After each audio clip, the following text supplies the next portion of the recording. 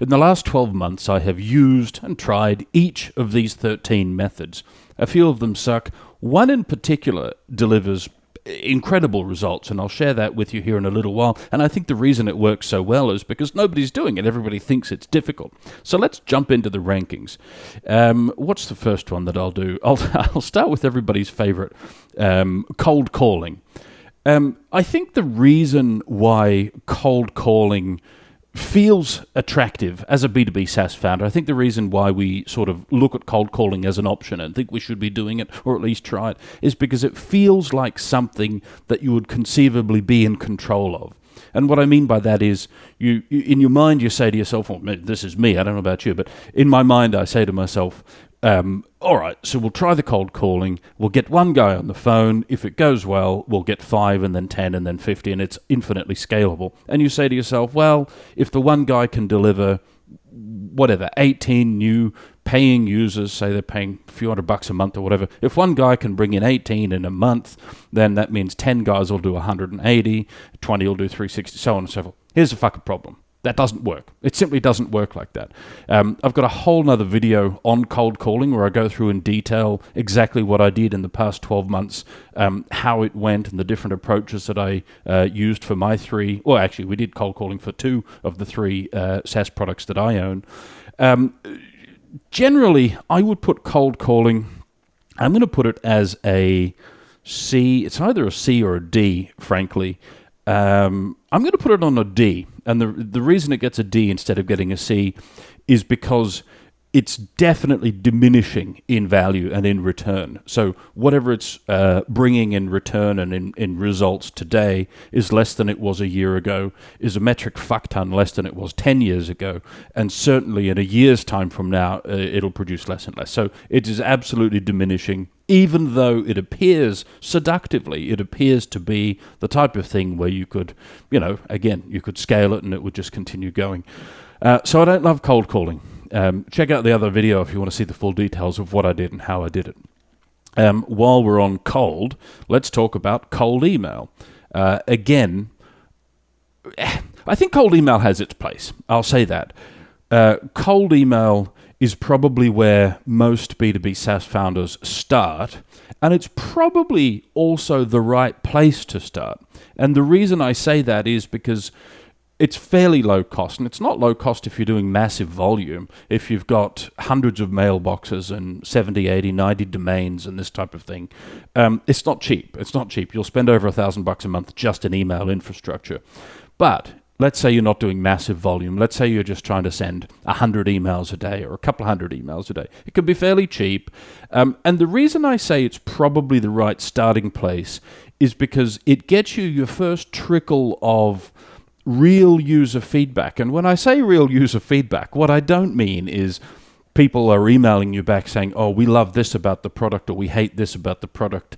They're not saying that. What they're actually doing is they're sending you a reply that has 3 words or 10 words. Sometimes the reply is, fuck off, take me off your list. All right, that's feedback, I guess. But what I'm talking about more specifically is the replies that say, how is it different to X? Or the same message differently worded is, we're already doing X or we're already doing Y. And for those of us that are developing our skills as marketers, that starts to give us an insight, sort of a fucking finger on the pulse of our user or our would-be user. How are they thinking about it and how are they perceiving it? And you can do that very effectively with cold email. You can very quickly change the message. You can split test the message. But the problem that really weighs, well, there's 2 fucking big problems with cold email. The first big problem with cold email is, even more than cold calling, cold email is diminishing very rapidly. So that's one problem. The returns from it are diminishing very rapidly. That's one problem. The second problem is sort of the same thing that affects many of the things on this list as I look at it. And that is, in many ways, the medium is the message. And what I mean by that is, Let's say hypothetically you've got a fucking fantastic product and the person that you're emailing genuinely can benefit. And I don't mean benefit a little bit. I mean benefit fucking immensely. It's going to change the way they do business and all the rest of that shit. Let's say you really have built that product, or maybe even 50% there. The problem is the way that you're perceived when you contact that user or that client, or however you operate your product or your platform. When you contact that user by email, you are auto-fucking-matically, like immediately, you're lumped in with the other 70 spam emails that they've gotten in the past 24 hours.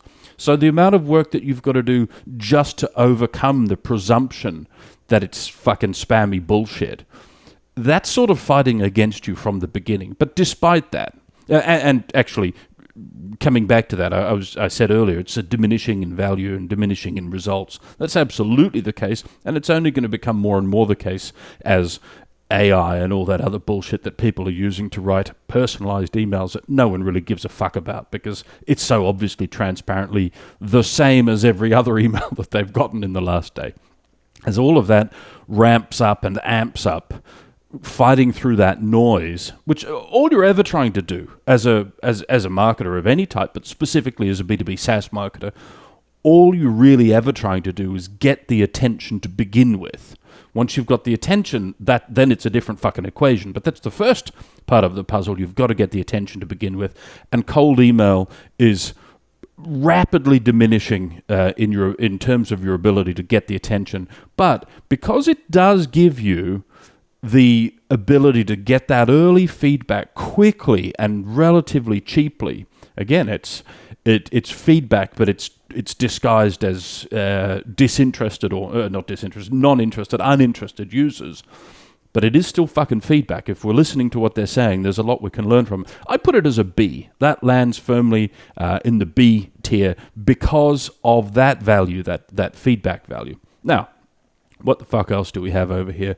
Let's do SEO and website content. So SEO and website content is, for me, to my mind, it really doesn't need much hesitation at all, or any hesitation at all. It goes directly to S tier. And the reason for that is very fucking, well, a couple of reasons again, but the predominant, primary, overarching reason, the number one motherfucking reason it goes to S tier is because it is so far, if you think about the awareness ladder that your users are going through, right? At the very top of the ladder, they're unaware that they have a fucking problem.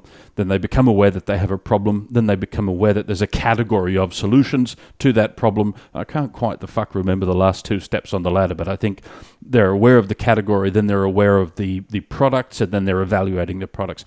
Whatever you do in terms of SEO and website content, you can obviously target different parts of that ladder, but what you can do is you can target people that are very much bottom of funnel, like they're about to buy a tool or a product to solve this particular problem that they know they have, that they're now in the process of solving. The simplest example, or the simplest comparison I can give for this is literally the comparison pages on your website. If you don't already have those as a SaaS marketer, you should put that to the top of your fucking list and get those done like yesterday, because the amount of, well, actually, it's not the amount of traffic that you can get. It's the intent behind the person that comes to one of those pages. They're already so far down their journey and they're thinking about, all right, how do I solve this problem? They've accepted they have a problem. They've accepted that, or they've understood that there's a tool to solve that problem. Now they're looking at the options of which tools. Build those fucking comparison pages because they're fantastic. And that also gives you a little bit of a gateway into the next one here that I will talk about, which is ChatGPT. Because ChatGPT and the various LLMs, if you structure those pages properly, the comparison pages and the other shit on your website, if you structure it properly, that will be picked up in RAG, retrieval augmented generation, by the things like ChatGPT. Which brings me to ChatGPT. ChatGPT, of course, I'm just going to say ChatGPT, but I mean fucking all of them, all right? ChatGPT, Perplexity, Gemini, Claude, all of those different, call it answer engines or LLMs, but fuck it, I'll just say ChatGPT, and that's what I'm talking about.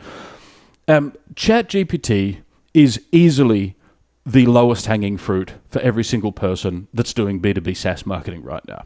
It is, and in fact, before I even jump into it, it goes directly to S tier. And the reason it goes to S tier, first and foremost, is because everyone thinks it's fucking difficult and it's complicated and they don't know where to start, so they don't really do anything about it.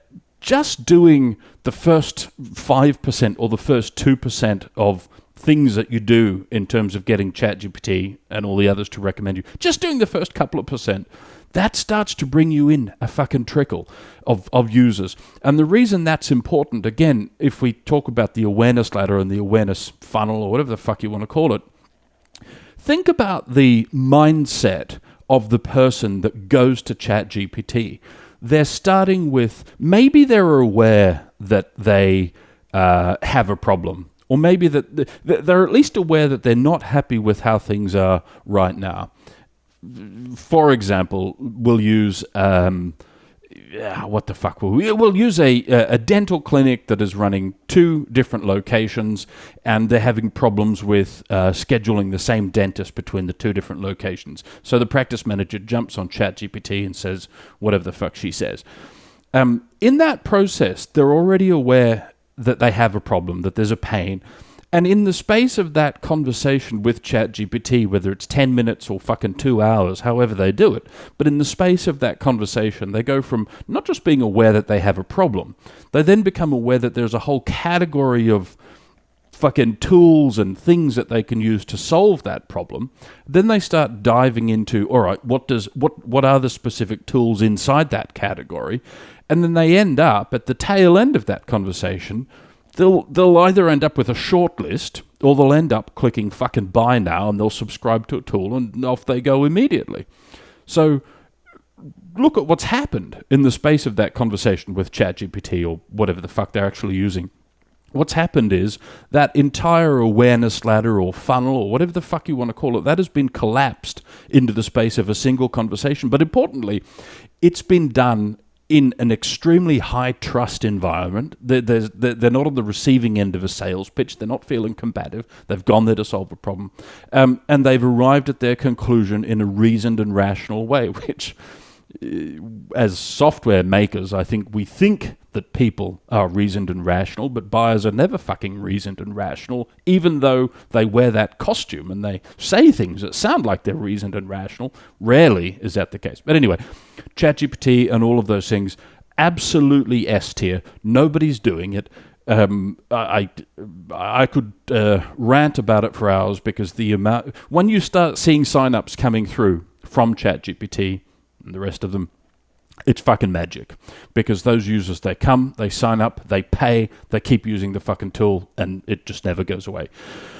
Right, what else have we got on the list here? Direct mail letters. Now, letters is obviously, as it says on the fucking tin, it's letters. It's a piece of paper, a letter printed out, folded up, sent in the post. Direct mail letters, I can very quickly and happily put to A tier. Nobody thinks about direct mail. It's so 20 years ago. It's so 1997. Emails here. Why would you send it? Well, I'll tell you why you would send a direct mail letter. Because they have 100% open rate. That's it. It's that fucking simple. They get opened. And remember, as I said a minute ago, the first task that we have is getting someone's attention. What follows, then that's a different question. But getting their attention, direct mail works. The one little asterisk that I would drop beside this is, it does, of course, depend on the quality of data that you have for the decision maker name. Like, you don't want to send unaddressed mail like attention ABC Dental. Well, that's probably wasting your fucking time. You want to send it attention practice manager's name, Jane Smith or whoever the fuck it is. The problem, not the problem, but the challenge certainly is that in SMB especially, getting clean, high-quality data of, who is the decision maker at this business, that's a fucking challenge.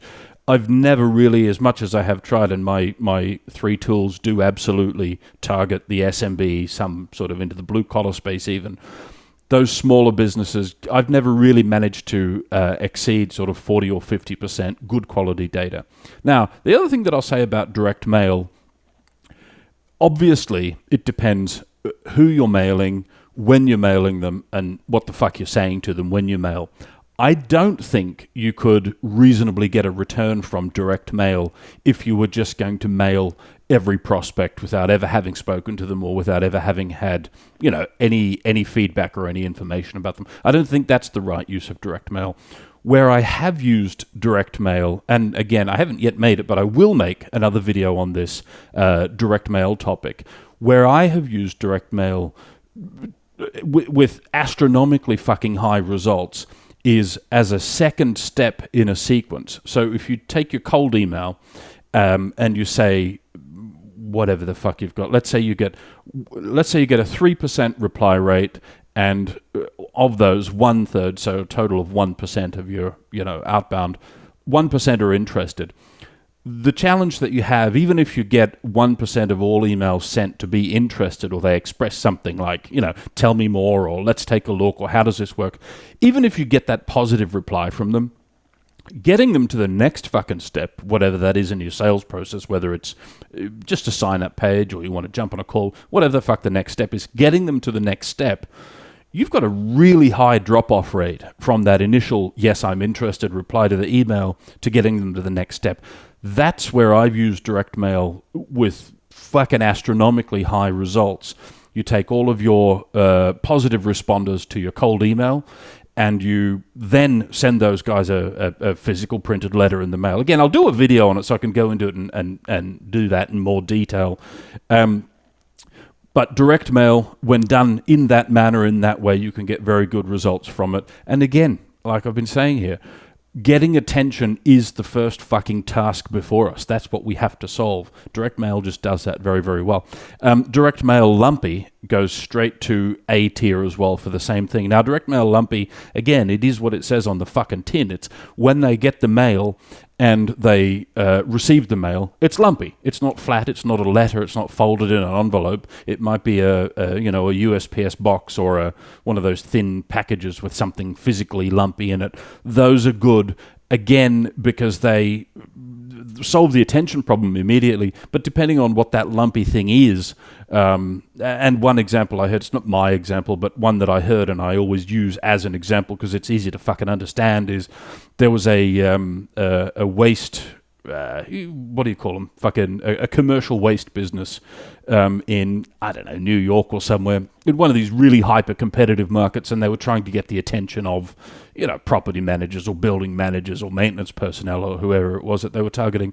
And they did a very effective campaign of sending a miniature bin that was actually quite large. It would sit on the desk and, I don't know, be a pen holder or something. That's what I mean when I say lumpy mail, because not only do you get the attention, you get the, as in that case, you get the residual effect of that fucking bin sitting there on their desk as a pen holder with your brand and your phone number and your contact on the side of it. So I think if you can get a bit creative with lumpy mail, I think it can actually do, I guess the term would be, it can deliver long tail results. Like if it's something that's going to sit on their desk, if it's something that's going to capture their attention and recapture their attention, could be fucking worthwhile doing.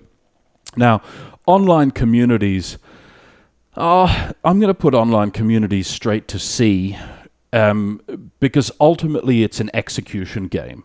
I have a video on my 4 rules of SaaS, and again, they're my fucking rules. They're not for anyone else, but it's the rules that I share that I have developed for myself. Basically, deciding which niche to go into and which niche to build tools and to build software for. One of my rules, and you can check out the video if you want to see it in details, but one of my rules very simply is I really only want to build a tool and I really only want to build solutions for users who already live online every day, already using a computer every day. They're already sat at a desk and they're already using different types of software. Because number one, they're so much easier to reach. And the counterexample that I always give is, let's say you invented or created or fucking produced a magnificent piece of software for fishermen on trawlers, and it genuinely was useful, and it was going to be massively useful to them, and if they heard about it, they would buy it. Your first problem, and it's a really fucking big problem, is getting their attention. They're not online. They're not looking at emails. They're out doing trawler shit. Like, you first sell in that whole process then becomes getting them from their world to come into your world so that you can capture their attention and sell to them. So one of my hard-won rules, hard-earned, literally learned it the hard way a few times, but now I've fucking learned it. One of my hard-won rules is I only want to sell to people that are online and live online. Now, coming back to online communities, that's good, and that's why it goes to C, because assuming I've followed my fucking rule, I haven't built software for trawler fishermen. That means my people are online, and they probably at some point are in some type of online chat or forum or something along those lines, so I can reach them. The reason it goes to C, despite that, is doing online community, fucking call it marketing, but user acquisition really is what the end goal is. Doing that is difficult. Doing it without being fucking spammy is difficult to begin with, but then sustaining it over time, really the only way that works is if you are genuinely producing and creating value every single day or week or month or fucking whatever. But inside those communities, if you're a net contributor to the community and everybody likes you, over time you'll move the needle. It's just a very fucking high input. Now, in some businesses, in some niches, it might be the right one. But it is very high input. But if it's also high yield in your niche, it might be fucking worth putting effort into that. Events and trade shows, they go directly to A tier. And they go to A tier for a very simple reason. And then the other reasons obviously fall under that. But the headline reason events and trade shows go to A tier is because, again, as with all of these things, as I've said at least once, maybe twice or three times, the medium is the message. And the way that applies to events and trade shows simply is that think about the mindset of those people as they wake up that morning in their hotel, probably in a fucking city that they don't live in. Maybe they want to get home. But think about their mindset. They are there for the express purpose of openly engaging with other people. So the first piece of your job and the first piece of your work is fucking solved. They're there to openly communicate and interact. And then from that point, it's an execution game. Obviously, you can't turn up and just be a drunken fool, which comes naturally to me, but it is an execution game. You've got to go and do the thing and get the fucking results. Probably more difficult on execution than I'm looking at the list. Yeah, probably the most difficult thing on execution on the whole list, because not only is it one-to-one, it's in person. But anyway, if you can execute that well, I think you can have good results from it. I actually haven't done any, by the way. I haven't done events and trade shows, so I don't really fucking know. But I think that the fact that everyone's turning up there to interact, that solves half your problems. Now, PPC from this list, I'm going to slide over to B. It gets a solid score on the B. When I say PPC, I don't just mean Google pay-per-click. I'm just using that as an umbrella term for all online paid advertising. The problem with it is, well, not the problem, but the core challenge, as with many of these things, it's not that you're getting a diminishing return per se, but for the results that you get, it's getting more and more and more and more expensive. The idea that you could acquire a user for your SaaS product or for your tool, the idea that you could acquire a user for, whatever, $5 or $10 or $20 worth of advertising, fucking forget that completely. Nowhere near that. It's more like $200 to $500 is your acquisition cost online if you're doing that type of thing. And then the problem that introduces is testing your messaging and testing different channels. You really want to dedicate several $1,000s a month to it for at least 1 or 2 quarters, minimum of a few grand a month, minimum of 1 or 2 quarters, just to be able to see how it's starting to land. So it's not that it's shit necessarily. I mean, it's fucking good. It's solving the first problem of attention. But I wouldn't start with PPC. I would do PPC once I had, most of the product figured out, and certainly retention figured out, which is why I'm not doing PPC now, because with my own 3 products, I don't quite... I mean, retention's not a nightmare, but there's more work to be done. So the way that I look at it is any user that I acquire now, before I solve retention, it's pissing in the wind. I'm better off solving retention, which I'm working on now. But PPC, good. Just don't expect it to be cheap and don't expect it to be fast. And you really want to know what the fuck you're doing with it, which I don't as well. So for me to do it and to do it well, it would mean hiring someone or finding an agency, and that's just a fucking whole nother thing. LinkedIn, this one is super easy, go straight to F tier. I hate LinkedIn. It might be me, all right, I might be the problem, or it might just be the fact that it's become an unmitigated fucking cesspool of people just selling to each other, and for no other reason are they there. I've just never had any material results from LinkedIn.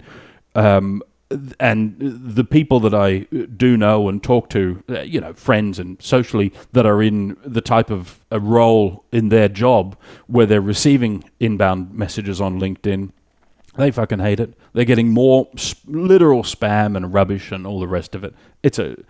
For me, I hate it. It goes to F tier. If you get good results from it, go with God. More power to your arm. Do it all day, every day. It's my fucking list, and it's going to F. Affiliates. Affiliates go directly to C, and the reason affiliates go directly to C is twofold. Number one, massive potential, which is why it's not lower down the list. That's the only thing anchoring it higher in the list, is massive potential with affiliates. But then the two downsides with affiliates, it's very difficult to run an affiliate program. Not run. It's difficult to manage an affiliate program successfully long term. You've got a lot of competing interests that are fundamentally pulling in opposite direction to each other. Fraud is a big fucking problem. The minute you put out incentives online saying, I'll pay you for doing this thing, you're going to get fuckwits signing up and abusing it. So just that one thing. I mean, you'll have people that'll sign up and they look like valid conversions, and then 5 months later they'll do a chargeback and you'll lose it, but you've already paid your affiliate and they've stopped opening their emails. That type of thing. It's difficult to manage it properly. And then the second thing, which is far more manageable and far more in your control than the first thing, is the impact on your company valuation. Now, I'm not one of these people that obsesses on valuation and exit. First, you've got to build something fucking valuable before you can think about that, really. But in the back of my mind, that's one thing that does, or potentially could, encumber a future valuation or a future exit. If you've got affiliates baked in on lifetime commission deals and there's no way of, terminating them, just fucking have a little think about that. And it's certainly something that I do think about if I'm considering an affiliate program. I want to have some method, not for me. I wouldn't want to piss off the affiliates. But if an acquirer wanted to terminate the affiliates and fucking roll the dice of pissing, blah, blah, blah, they need to have that option available to them. So just that's one thing to bear in mind. Now, review sites, G2, Capterra, these types of things, software comparison sites. This one, probably more than anything, is one where I've changed my mind in the last 12 months on this particular point. If you asked me 12 months ago, what I would have said, and indeed what I did say, was waste of fucking money, they charge too much, forget about them. That was my position 12 months ago. Probably my position now is a little bit more well-formed, a little bit more considered, and that is, they're actually not bad, maybe, depending on your product. They might actually be okay, because remember that by the time a person gets to one of those review sites, they're all the way at the bottom of the funnel. They're all the way through the fucking awareness ladder and conversion stages, whatever the fuck you're going to call it. They're all the way at the bottom of that. Now they're thinking about which tool they're going to buy to solve the problem that they already understand that they have. So because of that, it's possible, and indeed it's obvious, that I was wrong 12 months ago when I dismissed them as being overpriced and unreasonable. The point is, they are priced that way because that correctly captures the value that they bring. So review sites, I'll put them on a B because I'm not necessarily in love with them. because they're fucking expensive on average.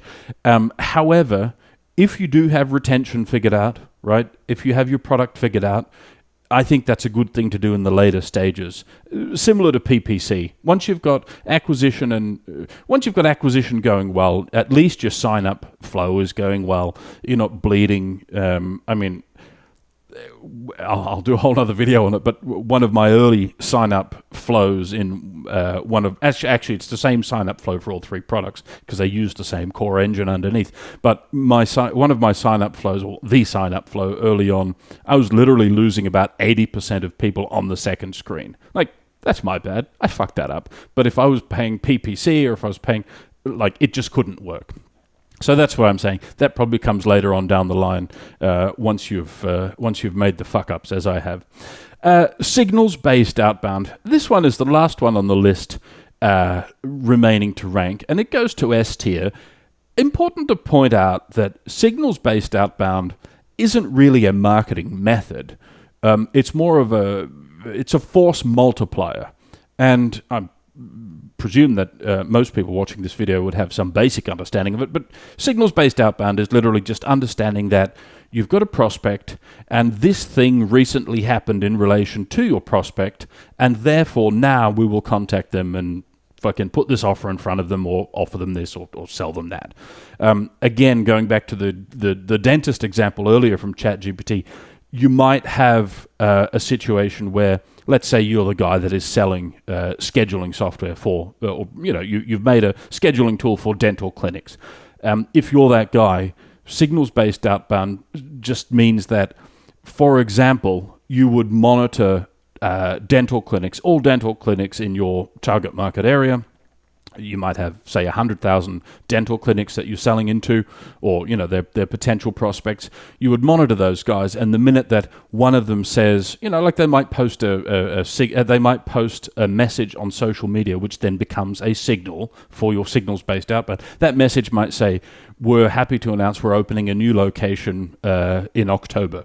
Well, the practice manager now needs to think about multi-location scheduling the same resources across different locations. So that event gives you a fucking reason to get into contact.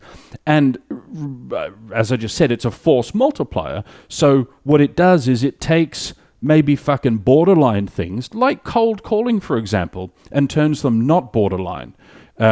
If you had that signal, you were the dental practice manager, you knew that this prospect was opening a new location in October, you'd probably get fairly fucking good results from picking up the phone and saying, "Hey, I see you fuckers are opening you probably don't say that, but see you guys are opening a new location in October. Have you thought about your scheduling tool yet and whether it can do that?" Or blah, blah, blah, blah, right? So signals-based outbound is literally a force multiplier.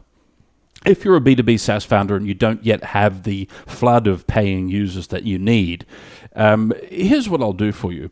I'll take a look at your SaaS product and your position in the market generally, and I'll make you a video. Now, it's a one-to-one video. It's not posted online. It's from me to you, not shared anywhere. And in that video, I'll work through the exact same exercise that I do with my paying clients, but I'll do that on your product. And the result of that will be, at the end of that video, at the end of that work exercise, you'll get at least one thing, probably two or three things, but at least one thing that you can go away and do, like concrete, fucking measurable, something that you can do immediately over the next 90 days or indeed 30 days, 60 days to start acquiring some more users. Whether that means you go from 0 users to 50 users, or you go from 200 to 400. I don't know, because I don't know your baseline or where you're at right now. But I will dive into that in the video for you. So there's a link in the description to a form. If you want to request one of those videos, I'll happily do it for you. Send through the details. I'll take a look. But I will say this. I can only do this while this channel is tiny. People have been telling me for a long time that you should do videos, you should do videos. All right, I'm doing some fucking videos now. But I have my own SaaS business to run, and I have my own clients that I work with, so I'm not going to spend 40 hours a week doing these video requests. But here's what I'll say. If the link in the description takes you to the form, and the form's online, fill in the form, I'll do the video for you, and happy to help.